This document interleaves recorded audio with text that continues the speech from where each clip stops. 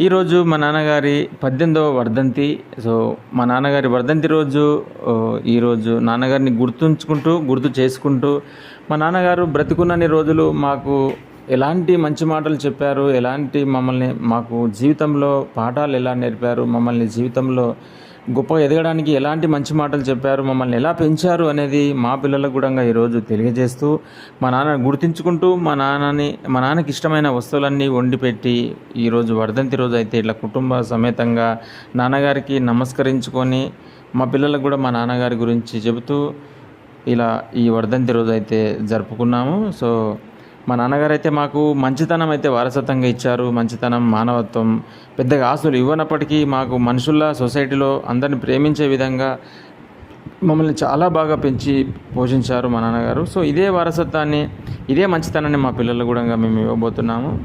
So, ఇది మా నాన్నగారి వర్ధంతి రోజు.